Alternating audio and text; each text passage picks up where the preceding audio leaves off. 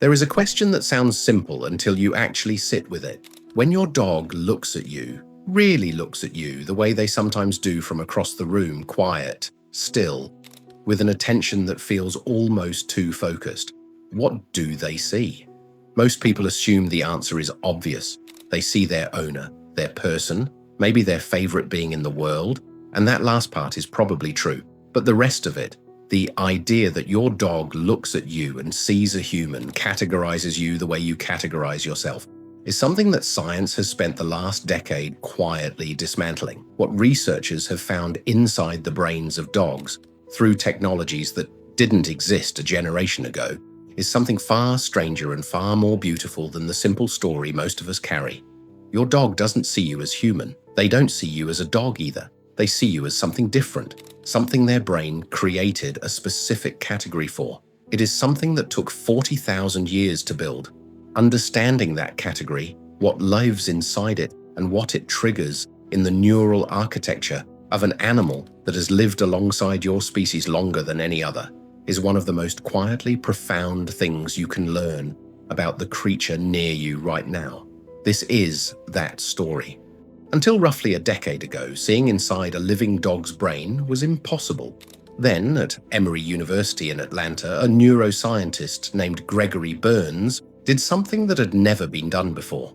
He trained ordinary pet dogs to lie still and cooperate in a functional magnetic resonance imaging scanner. Not sedated, not restrained, voluntarily. What Burns and his team then did was present those dogs with 5 scents. Their own scent, a familiar dog, a strange dog, a stranger, and their owner. All 5 scents activated the olfactory bulb, the basic scent processing region. Expected. But only 1 scent activated the caudate nucleus. The caudate nucleus is a structure deep in the brain associated with positive expectations, with reward, with anticipation, the region that fires when something genuinely wonderful is about to happen. It activated for the owner's scent. Not another dog, not food, not a stranger. For you, your scent, in the nose of the animal near you right now, activates the part of their brain associated with good things, not generically, specifically, in the absence of your presence, in a laboratory scanner with a stranger watching. The chemical trace of you reaches that region, and it lights up. This was not the behavior of an animal categorizing you as just another member of its social group. This was something that suggested, even at the level of neural reward circuitry, that your dog had filed you under a category that nothing else quite occupied. In 2013, a team of French researchers published a study that seems straightforward until you think about what it required. They placed dogs in front of a computer screen and showed them images, faces from 40 different species, human faces and faces from every conceivable variation of domestic dog, across 144 pairs of images, a Great Dane and a Chihuahua, a Pekingese and a Greyhound, a Mastiff and a Papillon, animals that differ in size by a factor of 50. All 9 dogs in the study succeeded, every single one. They grouped all dog faces together across all that variation, separate from every other animal, including humans.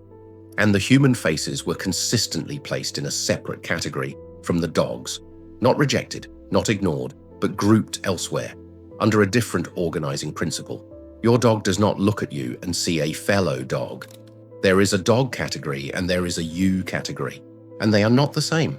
In 2018, a study published in the journal Learning and Behavior used fMRI in awake unrestrained dogs to examine something specific. They wanted to know whether the dog brain processes human faces and dog faces in the same regions. What they found were adjacent but separate brain areas in the left temporal cortex for processing human and dog faces. Adjacent, neighboring, but distinct. The human face area and the dog face area, 2 different neural addresses. Your dog's brain has set aside specific territory for you, not shared territory, a dedicated zone. And when dogs viewed their caregiver's face in a 2020 study published in Scientific Reports, the activation pattern reached into the insula, the cingulate gyrus, the amygdala, brain regions associated with emotion, with attachment, with the processing of what matters, Your face, to your dog's brain, is not merely information. It is a stimulus that reaches into the emotional architecture of their brain in a way that other faces do not. It generates a neural response that looks, on the scans, less like recognition and more like what we would call significance. If your dog has a separate neural category for you, where did that capacity come from?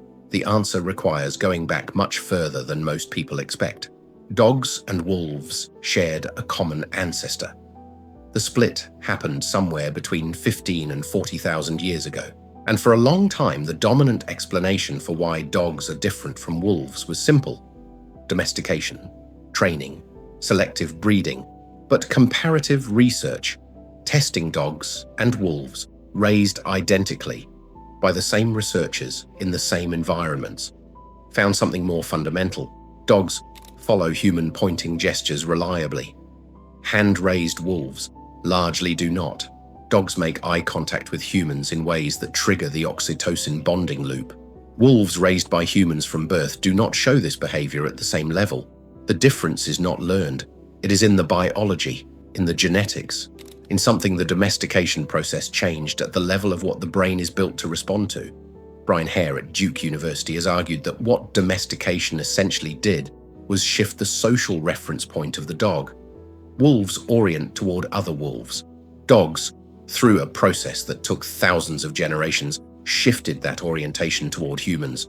You are not a dog to them, but you are, in some measurable neurological sense, the primary social reference point of their world. There is a muscle above your dog's eye that you have almost certainly never thought about. It sits between the brow and the inner corner of the eye. In dogs, it is pronounced and functional. In wolves, the same muscle is thin, underdeveloped, largely vestigial. Researchers from the University of Portsmouth documented this in 2019. The muscle is called the levator anguli oculi medialis. When it contracts, it raises the inner brow. It makes the eye appear wider. It creates the expression every dog owner has seen and virtually no human can remain unmoved by. What the research found was that dogs use this muscle specifically and predominantly in the presence of humans, not during play with other dogs, when a human is watching them, when they want to communicate something to a person. This is not a muscle that evolved to communicate with other dogs. It evolved to communicate with you, shaped over thousands of generations because the individuals who could produce that expression got better outcomes from the humans around them. Your dog did not inherit that muscle from their wolf ancestors.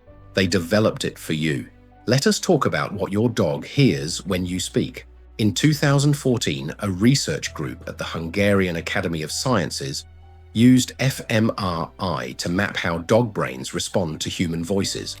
Dogs have what the researchers called voice-sensitive regions in their brains, areas of the temporal lobe that activate preferentially for human vocalizations. And these regions overlap significantly with the equivalent regions in human brains. Dogs' brains responded to the emotional tone of human voices, to the melody, the feeling carried in how words are said, rather than what the words mean, in ways that demonstrated genuine sensitivity to human emotional states. They weren't just hearing you, they were reading you, extracting emotional information from the sound of your voice the way another human would. Your voice is, to your dog's brain, a dense stream of social information they are constantly, automatically, involuntarily decoding, not as a foreign language they learned, as a native one their neurology was built for. Researchers studying the left gaze bias found something specific about how your dog reads your face. When humans read another person's face, our eyes naturally move to the left side first.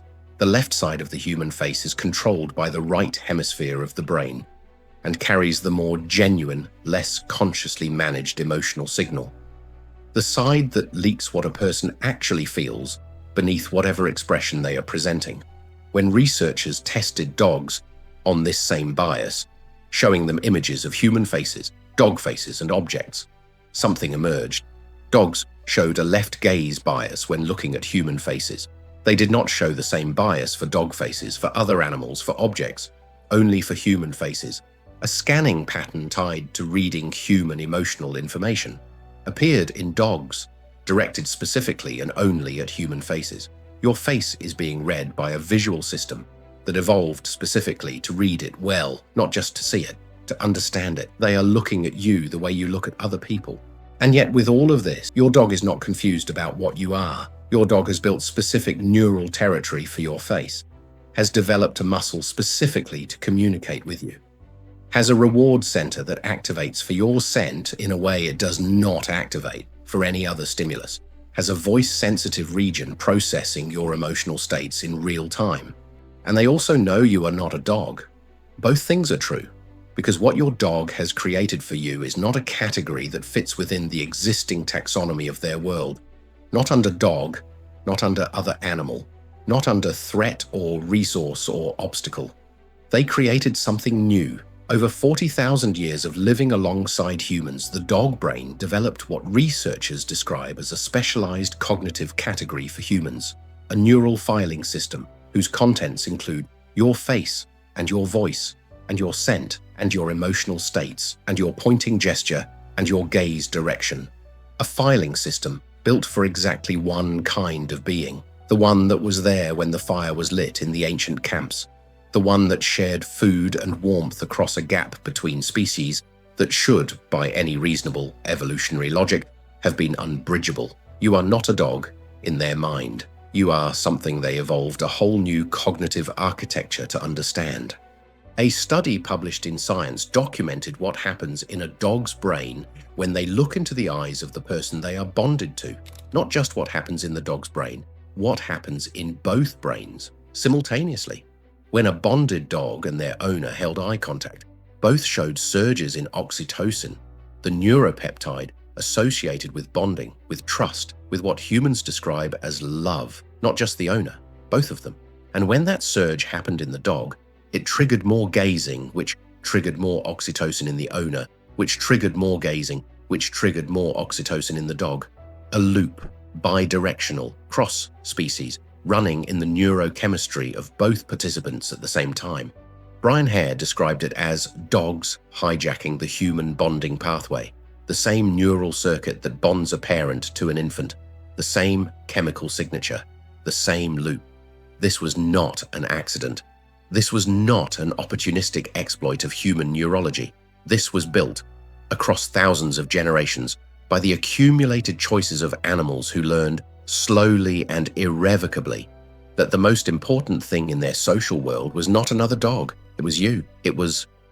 So the next time your dog looks at you, from across the room or from the foot of the bed, or from that particular spot near the door where they have positioned themselves to keep you in sight, understand what that look actually is. It is not a dog looking at a human. It is not even a familiar animal recognizing a familiar face. It is a brain that spent 40,000 years building the capacity to understand you specifically. A reward center that has filed you under a category it reserves for nothing else. A visual system that reads your face with a bias evolved specifically for that purpose. A voice-sensitive region decoding your emotional state from the sound of your breathing. A muscle above the brow, present in no wolf, shaped by thousands of generations of ancestors for whom reaching you, really reaching you, was the difference between warmth and cold. They don't see you as human, they see you as theirs, and that is a different thing entirely, a rarer thing, a thing that took longer to build and goes deeper than any simple category of species could contain. Your dog has spent their entire evolution learning to see you. The least we can do is learn to see them back.